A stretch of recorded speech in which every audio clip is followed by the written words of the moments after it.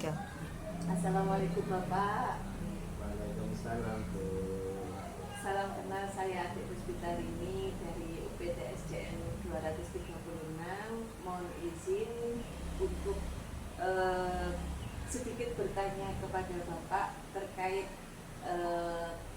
pengambilan keputusan yang berbasis nilai-nilai kebajikan. Siap Bu. Monggo.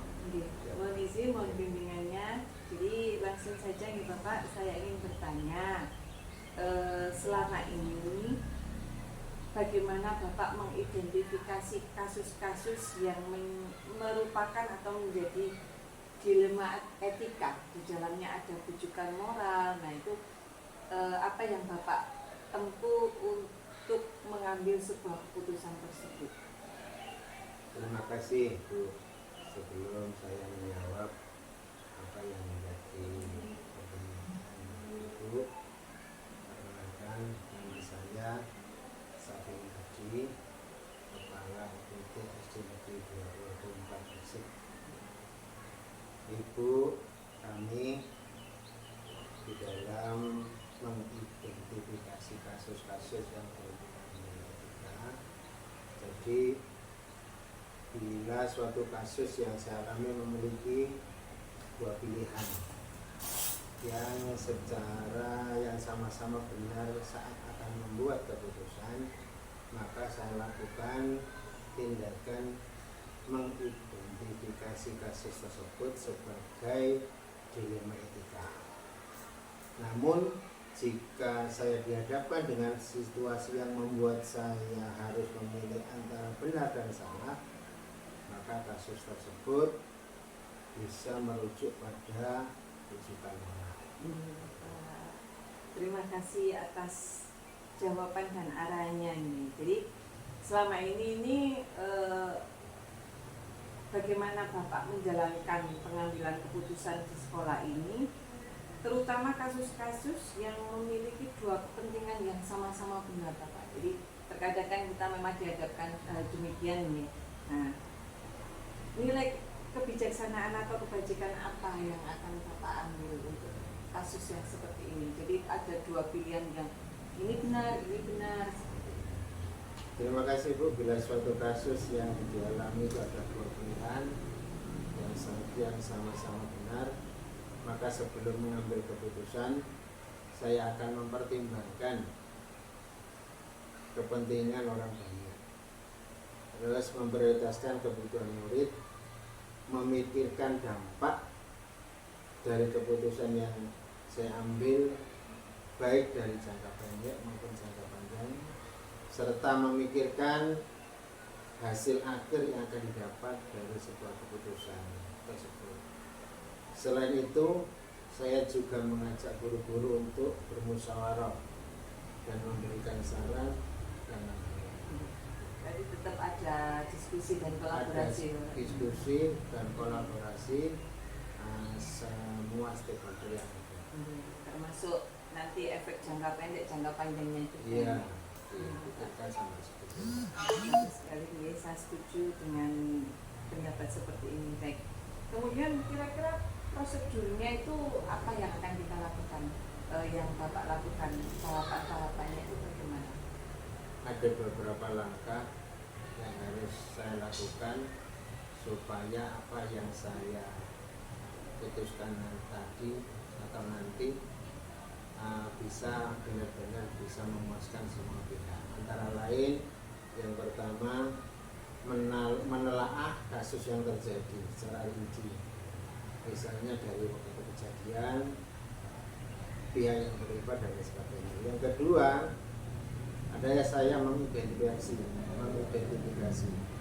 apakah ada asas pelanggaran hukum atau pelanggaran aturan yang dalam situasi tersebut. Yang ketiga, saya akan membuat keputusan berdasarkan nilai-nilai kemanusiaan, kepedulian dan keadilan. Dan bila memungkinkan, saya akan mempertimbangkan solusi lainnya yang tidak merugikan kedua pihak. Terakhir, yaitu saya akan melakukan merefleksikan keputusan ini terhadap posisi saya yang harus menerima keputusan. Tetap ini ya, diharapkan tidak merugikan ya, tidak melanggar aturan, ya, juga tidak tidak merugikan. merugikan kedua belah pihak. Benar sekali ya. Terima kasih. Selanjutnya dari apa yang pengalaman Bapak nih selama ini mengambil keputusan, berarti kan ada langkah yang sudah dianggap efektif berjalan selama ini.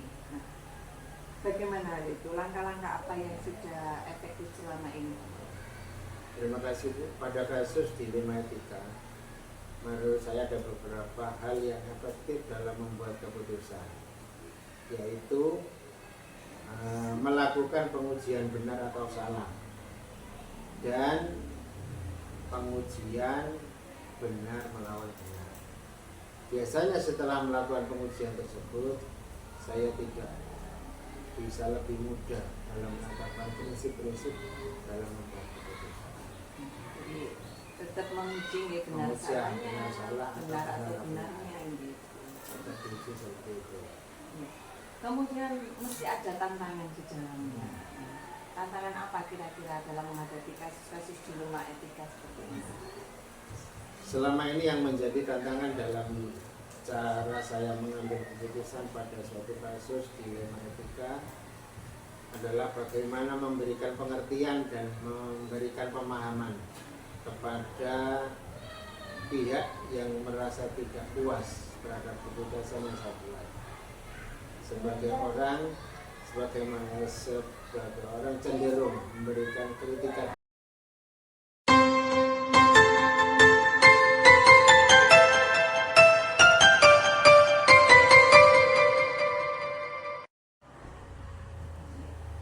Assalamualaikum warahmatullahi wabarakatuh, Bapak. Waalaikumsalam warahmatullahi wabarakatuh. Mohon izin untuk sharing nih, berbagi pengalaman terkait kepemimpinan pengambilan keputusan terkait dengan nilai-nilai kebajikan.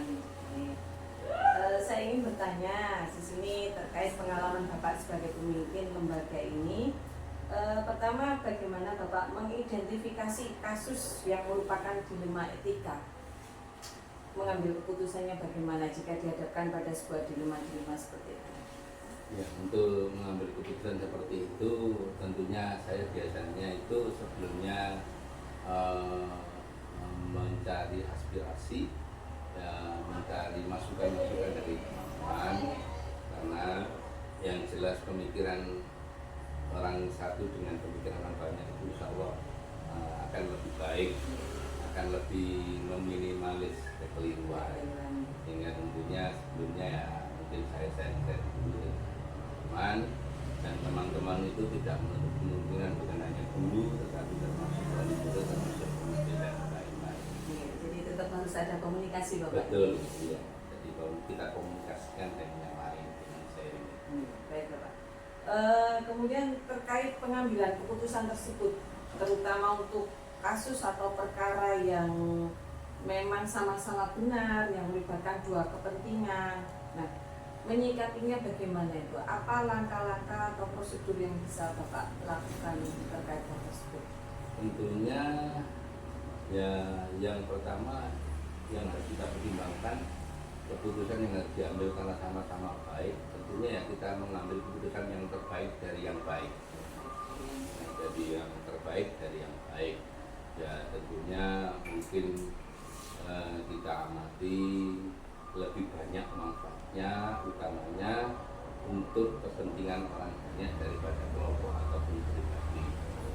Kepentingan yang lebih banyak itu tentunya konsentrasinya kita yaitu kepentingan siswa. Karena memang kita di lembaga pendidikan tentunya yang harus saya ambil itu yang lebih menguntungkan untuk siswa. Jadi tetap berfokus pada siswa, Bapak, nih, yang lebih banyak memberikan manfaat untuk pihak yang lebih banyak. Lebih banyak, yang lebih banyak itu ya siswa itu. Iya, baik, Bapak. Terima kasih. Nah, selanjutnya hal yang sudah efektif yang selama ini Bapak sudah jalankan terkait pengambilan keputusan yang melibatkan dilema etika tersebut. Apa yang sudah efektif yang sudah berjalan?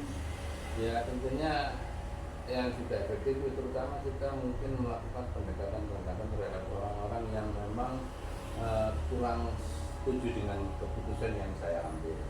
Tentunya kita melakukan pendekatan, memberikan sosialisasi, kita memberikan penjelasan untung ruginya dari keputusan yang kita ambil itu, sehingga nanti itu akan membuat menjadi efektif karena mereka itu mengerti kenapa alasan keputusan itu diambil.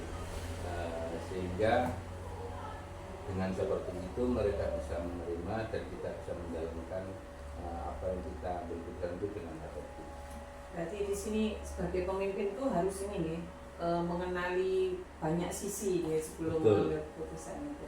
Betul. Nah, tentunya ada tantangan tersendiri terkait hal itu Bapak. Tantangan terberatnya Ya. kira-kira. Tantangan terberatnya itu kadang-kadang itu ketika kita menghadapi orang-orang yang dekat, yang akrab dengan kita, orang yang mempunyai kekuatan lebih kuat dari kita, istilahnya orang-orang mungkin yang lebih atas dari kita dalam hal apapun. Tentunya menghadapi seperti itu kita agak repot menghadapi hal-hal seperti itu dalam pengambilan keputusan. Dan pada akhirnya itu akan terjadi sesuatu keputusan yang kadang-kadang memang tidak sesuai dengan hati nurani kita, tetapi karena demi kepentingan orang banyak akhirnya ya itu harus dijalankan. Yes, semacam contohnya itu memang kalau memang sudah memang prosedurnya seperti itu, kadang-kadang ada yang memang kurang cocok, tetapi karena memang kita tidak punya kekuatan untuk itu, akhirnya ya sudah kita jalankan aja. Selagi itu tidak melanggar Betul. hukum atau aturan yang Tidak ada. melanggar hukum dan aturan dan tidak merugikan Tidak merugikan. lembaga utamanya siswa. Jika dihadapkan pada sebuah permasalahan tentang dilema etika tentang benar dan benar, apakah Bapak akan langsung menyelesaikan di hari itu atau memang ada waktu khusus dibutuhkan untuk bisa menyelesaikannya?